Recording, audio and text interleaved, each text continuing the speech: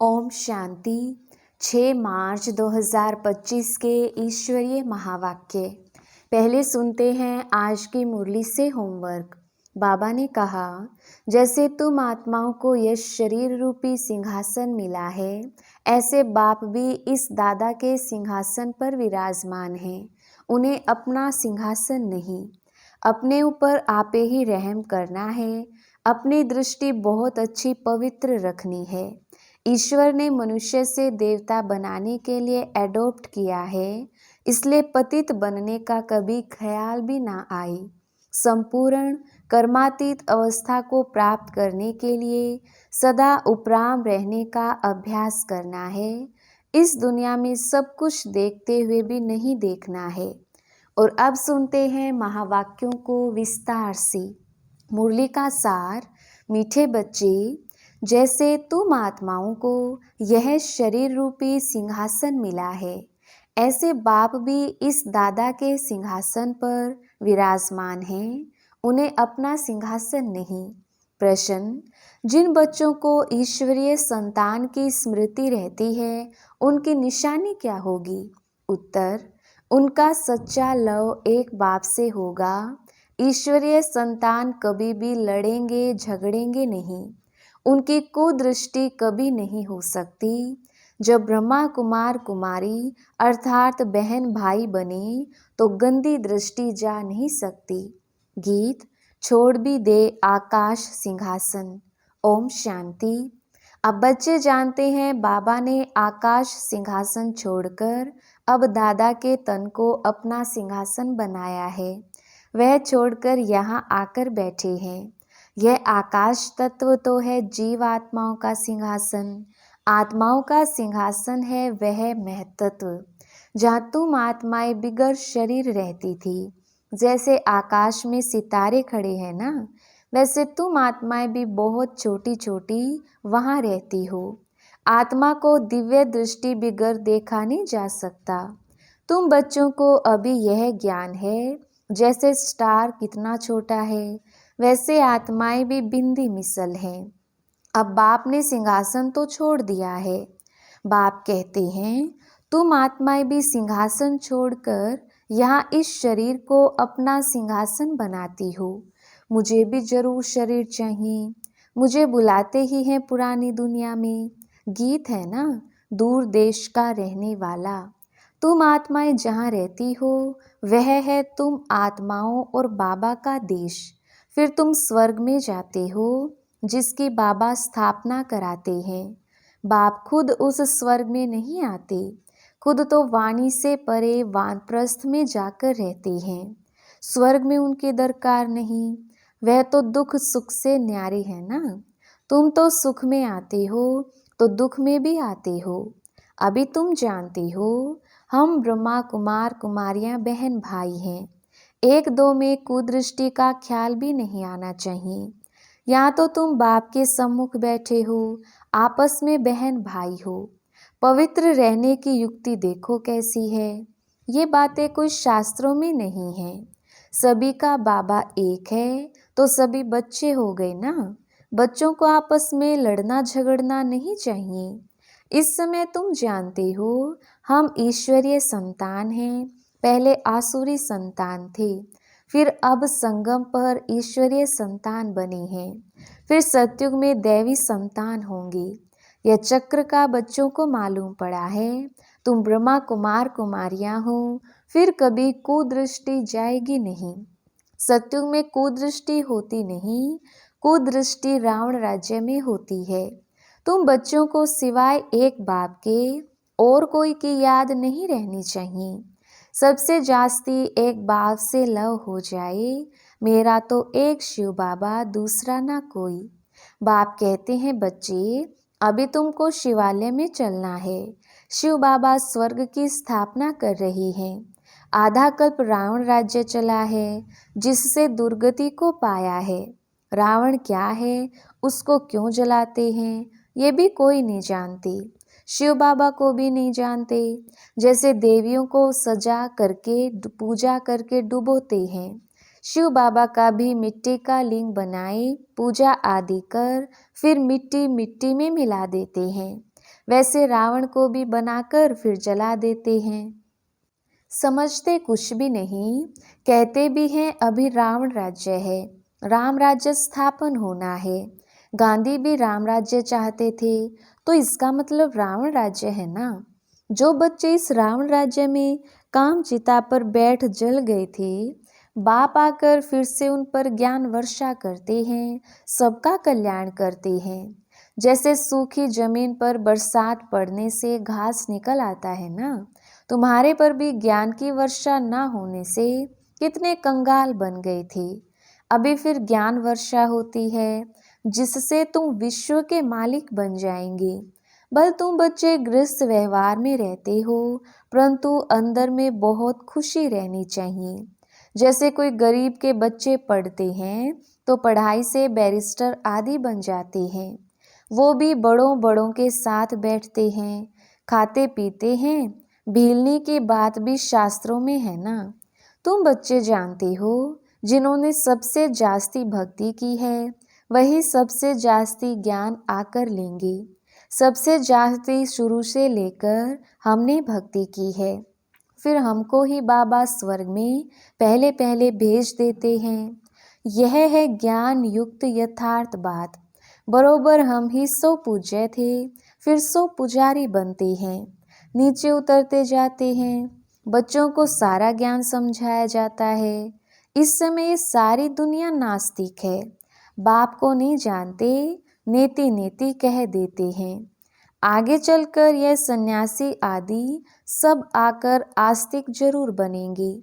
कोई एक सन्यासी आ जाए तो भी उन पर सभी विश्वास थोड़ी करेंगे, कहेंगे इन पर बीके ने जादू लगाया है। उनके चेले को गद्दी पर बिठाए उनको उड़ा देंगे। ऐसे बहुत सन्यासी तुम्हारे पास आए हैं, फिर गुम हो जाते हैं। यह है बड़ा वंडरफुल ड्रामा। अभी तुम बच्चे आदि से लेकर अंत तक सब जानते हो। तुम्हारे में भी नंबरवार पुरुषार्थ अनुसार धारण कर सकते हैं। बाप के पास सारा ज्ञान है, तुम्हारे पास भी होना चाहिए। दिन प्रतिदिन कितने सेंटर्स खुलते रहते हैं। बच्चों को बहुत रहमदिल बनना है। बाप कहते हैं अपने ऊपर भी रहमदिल बनो, बेरहमी नहीं बनो। अपने ऊपर रहम करना है, कैसे वह भी समझाते रहते हैं। बाप को याद कर पतित से पावन बनना है, फिर कभी पतित बनने का पुरुषार्थ नहीं करना है। दृष्टि बड़ी अच्छी चाहिए। हम ब्राह्मण ईश्वरीय संतान हैं, ईश्वर ने हमको एडॉप्ट किया है ना। अब मनुष्य से देवता बनना है, पहले सूक्ष्म वतनवासी फरिश्ता बनेंगे। अभी तुम फरिश्ते बन रहे हो। सूक्ष्म वतन का भी राज बच्चों को समझाया है। यहाँ है टॉकी, सूक्ष्म वतन में है मूवी, मूल वतन में है साइलेंस। सूक्ष्म वतन है फरिश्तों का। जैसे गोस्ट को छाया का शरीर होता है ना, आत्मा को शरीर नहीं मिलता है तो भटकती रहती है, उनको घोस्ट कहा जाता है। उनको इन आँखों से भी देख सकते हैं। यह फिर है सूक्ष्म वतन वासी फरिश्ते। यह सब बातें बहुत समझने की हैं। मूल वतन, सूक्ष्म वतन, स्थूल वतन, इनका तुमको ज्ञान है। चलते फिरते बुद्धि में यह सारा ज्ञान रहना चाहिए। हम असूल मूल वतन के रहवासी हैं। अभी हम वहाँ जाएंगे वाया सूक्ष्म वतन। बाबा सूक्ष्म वतन इस समय ही रचते हैं। पहले सूक्ष्म फिर स्थूल चाहिए। अभी यह है संगम युग। इनको ईश्वरीय युग कहेंगे, उनको दैवी युग कहेंगे। तुम बच्चों को कितनी खुशी होनी चाहिए। कुदृष्टि जाती है, फिर ऊंच पद पा ना सके। अभी तुम ब्राह्मण ब्राह्मणियां हो ना, फिर घर जाने से भूल नहीं जाना चाहिए। तुम संग दोष में आकर भूल जाते हो। तुम हंस ईश्वरीय संतान हो। तुम्हारी किसी में भी आंतरिक रग नहीं जानी चाहिए। अगर रग जाती है तो कहेंगे मोह की बंदरी।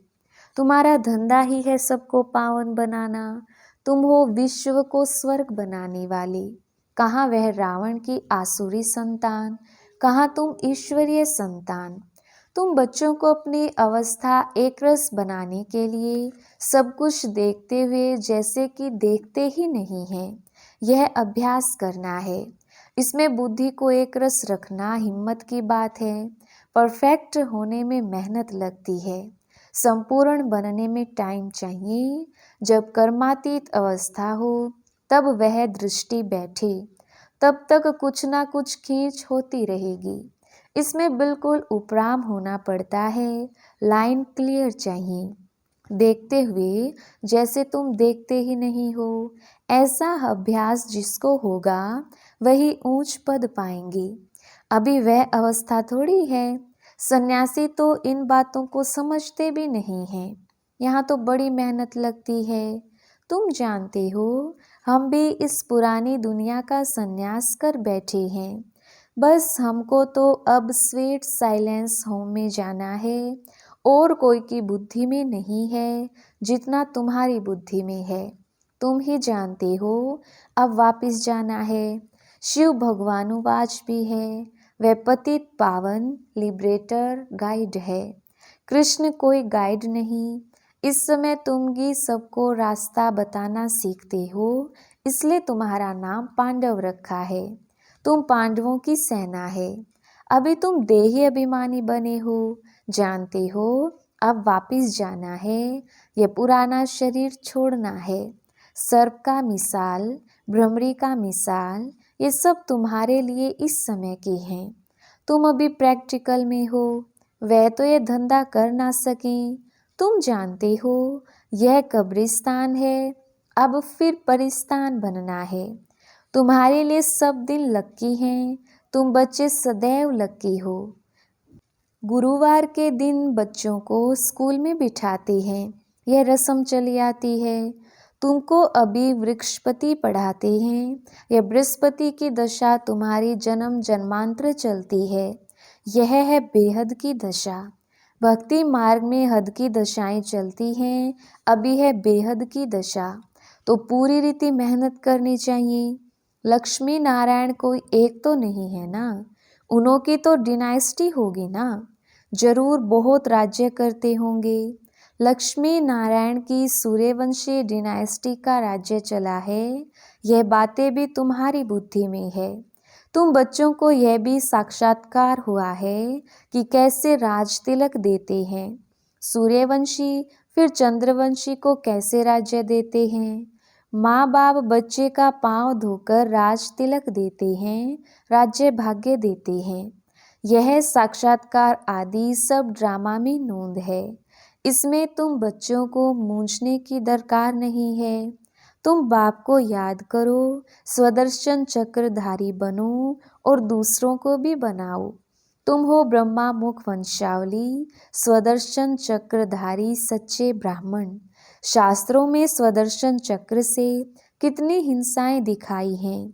अभी बाप तुम बच्चों को सच्ची गीता सुनाते हैं, यह तो कंठ कर लेनी चाहिए। कितना सहज है। तुम्हारा सारा कनेक्शन है ही गीता के साथ। गीता में ज्ञान भी है तो योग भी है। तुमको भी एक ही किताब बनाना चाहिए। योग का किताब अलग क्यों बनाना चाहिए? परंतु आजकल योग का बहुत नामाचार है, इसलिए नाम रखते हैं ताकि मनुष्य आकर समझे। आखिर यह भी समझेंगे कि योग एक बाप से लगाना है। जो सुनेंगे वह फिर अपने धर्म में आकर ऊंच पद पाएंगे। अच्छा, मीठे मीठे सिकिलदे बच्चों प्रति माता पिता बाप दादा का याद प्यार और गुड मॉर्निंग। रूहानी बाप की रूहानी बच्चों को नमस्ते। हम रूहानी बच्चों की रूहानी बाप दादा को याद प्यार, गुड मॉर्निंग और नमस्ते जी। धारणा के लिए मुख्य सार। पहला पॉइंट, अपने ऊपर आपे ही रहम करना है। अपनी दृष्टि बहुत अच्छी पवित्र रखनी है। ईश्वर ने मनुष्य से देवता बनाने के लिए एडॉप्ट किया है, इसलिए पतित बनने का कभी ख्याल भी ना आए। दूसरा पॉइंट, संपूर्ण कर्मातीत अवस्था को प्राप्त करने के लिए सदा उपराम रहने का अभ्यास करना है। इस दुनिया में सब कुछ देखते हुए भी नहीं देखना है। इसी अभ्यास से अवस्था एक रस बनानी है। वरदान: हर कदम में पद्मों की कमाई जमा करने वाले, सर्व खजानों से संपन्न व तृप्त आत्मा भव। विस्तार: जो बच्चे बाप की याद में रहकर हर कदम उठाते हैं, वह कदम कदम में पद्मों की कमाई जमा करते हैं। इस संगम पर ही पद्मों के कमाई की खान मिलती है। संगम युग है जमा करने का युग। अभी जितना जमा करना चाहो उतना कर सकते हो। एक कदम अर्थात एक सेकंड भी बिना जमा के ना जाए, अर्थात व्यर्थ ना हो। सदा भंडारा भरपूर हो, अप्राप्त नहीं कोई वस्तु, ऐसे संस्कार हों। जब अभी ऐसी तृप्त व संपन्न आत्मा बनेंगे, तब भविष्य में अखुट खजानों के मालिक होंगे। स्लोगन: कोई भी बात में अपसेट होने के बजाय नॉलेजफुल की सीट पर सेट रहो। मातेश्वरी जी के अनमोल महावाक्य। आधा कल्प ज्ञान ब्रह्मा का दिन और आधा कल्प भक्ति मार्ग ब्रह्मा की रात। आधा कल्प है ब्रह्मा का दिन, आधा कल्प है ब्रह्मा की रात। अब रात पूरी हो सवेरा आना है। अब परमात्मा आकर अंधियारे की अंत कर सोजरे की आदि करता है। ज्ञान से है रोशनी, भक्ति से है अंधियारा। गीत में भी कहते हैं, इस पाप की दुनिया से दूर कहीं ले चल, चित्त चैन जहाँ पावे। यह है बेचैन दुनिया, जहाँ चैन नहीं है। मुक्ति में ना चैन है ना बेचैन है। सतयुग त्रेता है चैन की दुनिया, जिस सुख धाम को सभी याद करते हैं। तो अब तुम चैन की दुनिया में चल रहे हो, वहाँ कोई अपवित्र आत्मा जा नहीं सकती। वह अंत में धर्मराज के डंडे खाए, कर्म बंधन से मुक्त हो शुद्ध संस्कार ले जाते हैं, क्योंकि वहाँ ना अशुद्ध संस्कार होते ना पाप होता है। जब आत्मा अपने असली बाप को भूल जाती है, तो यह भूल भुलैया का अनादि खेल हार जीत का बना हुआ है। इसलिए अपने इस सर्वशक्तिवान परमात्मा द्वारा शक्ति ले, विकारों के ऊपर विजय पहन 21 जन्मों के लिए राज्य भाग्य ले रहे हैं। अच्छा, ओम शांति। अव्यक्त इशारे। सत्यता और सभ्यता रूपी कल्चर को अपनाओ। आपके बोल में स्नेह भी हो, मधुरता और महानता भी हो, सत्यता भी हो, लेकिन स्वरूप की नम्रता भी हो। निर्भय होकर अथॉरिटी से बोलो, लेकिन बोल मर्यादा के अंदर हो। दोनों बातों का बैलेंस हो। जहाँ बैलेंस होता है, वहाँ कमाल दिखाई देती है, और वह शब्द कड़े नहीं मीठे लगते हैं। तो अथॉरिटी और नम्रता दोनों के बैलेंस की कमाल दिखाओ। यही है बाप की प्रत्यक्षता का साधन। अच्छा, ओम शांति।